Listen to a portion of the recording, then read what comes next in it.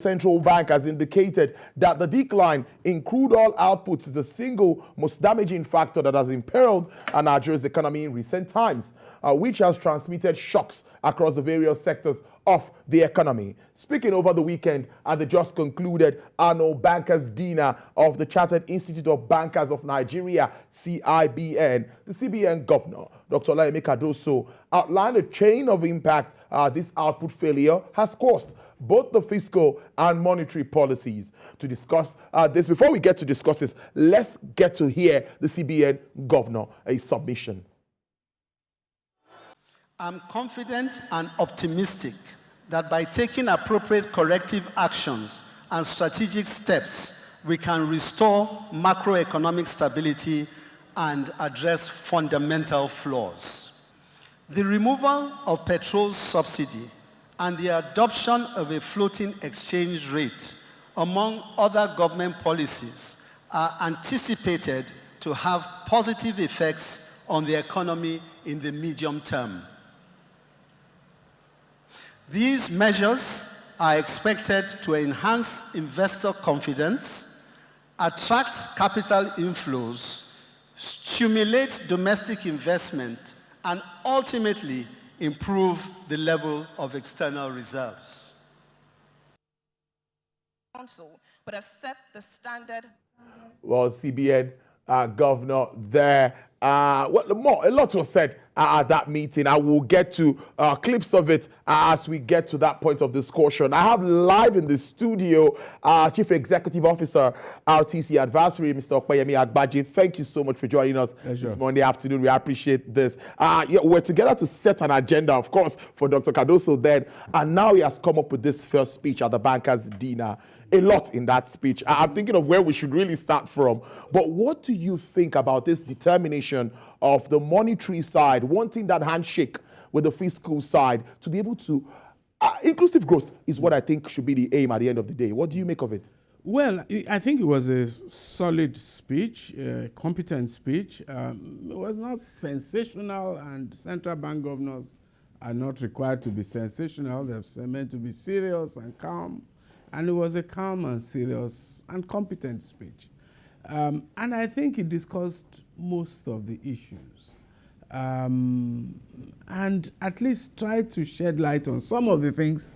One of my concerns is that we have not had enough policy communication from the new team. And this speech attempted to do that in substantive terms, for the first time from the central bank. So yeah, it was a very important speech. Most of the points it touched on, I think we generally agree with I generally agree with the direction of policy. So for instance, nobody had really explained before this speech why the central bank thought it was necessary to remove the restriction on 43 items. So it was something which I was concerned about, because there are, so the simple reason he gave was that trade policy, tariff policy is not the preserve of the central bank. It's a fiscal policy matter, and that is the job of the Minister of Finance, the Ministry of Trade, Industry, and all of that, and clearly on the executive side. But more importantly, and I think it was not his business to do more than that, more importantly, we haven't examined the content of the policy. When it gets to finance and to trade and all of those who are concerned with trade policy and tariffs and manufacturing and production and all of that, they would have to examine the impact of the policy over the last 8 years. That the center, this is not a new policy. It was implemented since 2015 by Governor Emefiele. And so you will look at the impact on production based not on hunches, but on research. Did the policy achieve the desired impact on production? You look at price. You look at what was the impact on the pricing of all of the items that were banned. And then you ask back to this may concern the central bank. And I think that's one of the most important reasons why they took the step. By forcing 43, some of them very important items, out of this official FX market, you are automatically creating and reinforcing a divergence between exchanges. So you are creating two markets by policy. And so I generally agree with the central bank in terms of the direction of that. And he spoke about many other things, like you said. I guess we'll get to them one by one. Let's talk banking. He said the banking sector has remained resilient for some time, and that's the headline almost everywhere, recapitalization. What do you make of that, considering maybe the FX rates, looking at what we used to have before now? Do you think... So there are some things we know regarding economies. When an economy is bad, asset quality of banks tends to deteriorate. The people who have taken loans are operating in this inflationary economy. Output is down, inflation is up, exchange rates are high. I don't have to go into each of their loan books to say that we may expect some deterioration in the quality of loan assets. And then the governor also made the point that we're aiming for a $1 trillion economy. Yeah. Can these banks take us there? If you take, one, the aspiration for greater growth, and two, the fact that it's safe to assume some level of deterioration in the asset quality of bank loans, then in that context, you can understand where the governor is coming from, aiming for increased capital levels in the banking system. That has thrown everyone, and the comments have been trailing that. Stimulating investment is also something that is very important. I think that's the policy priority.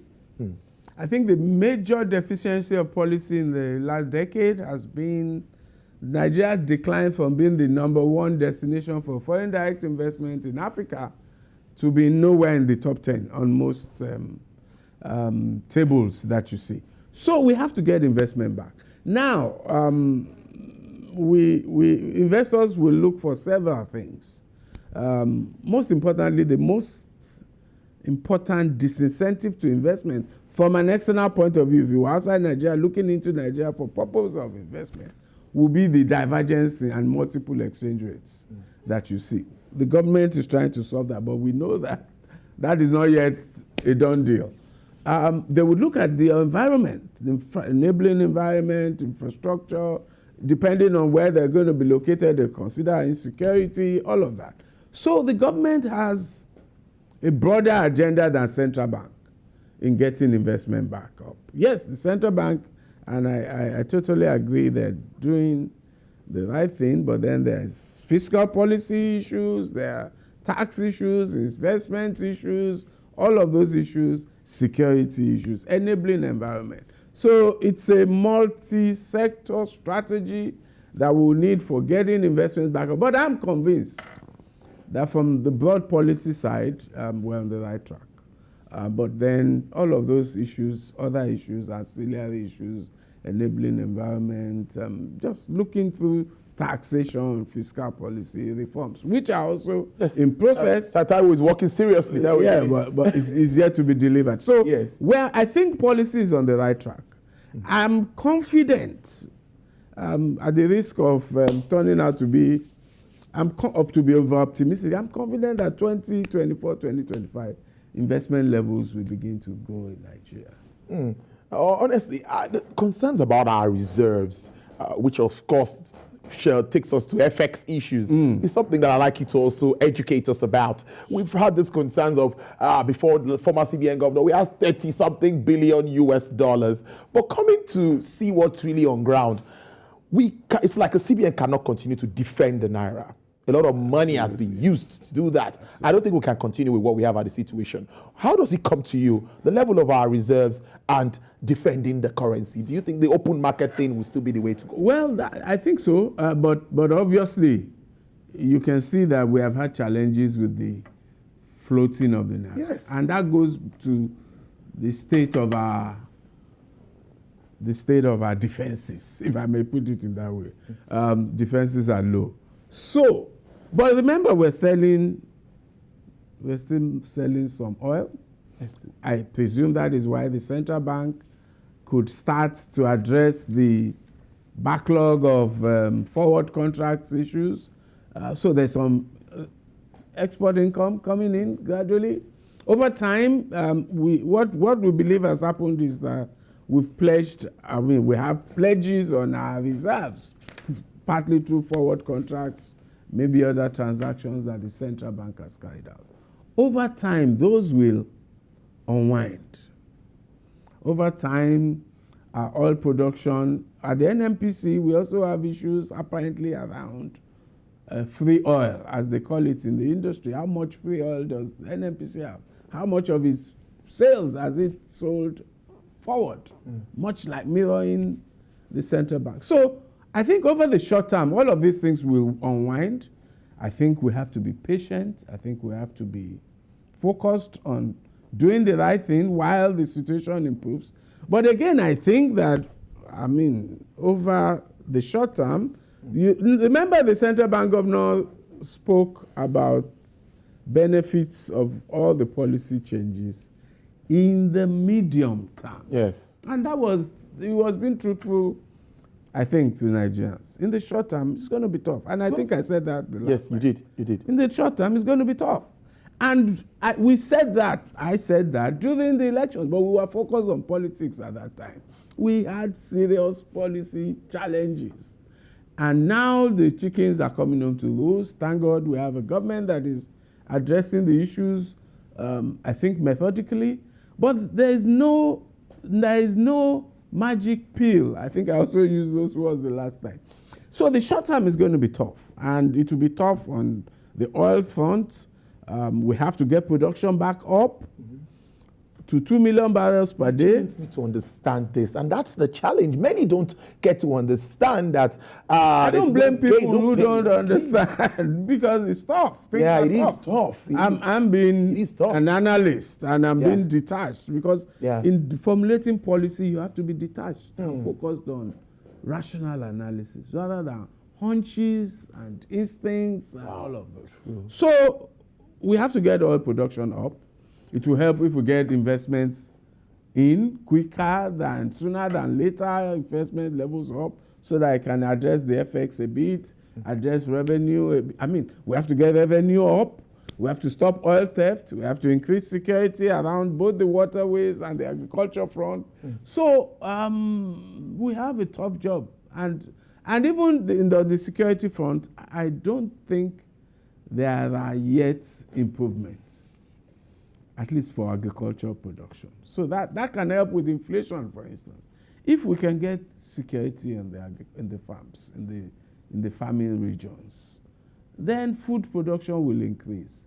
Then we can have some moderation of food inflation. That can offer Nigerians some relief. So it's not just central bank.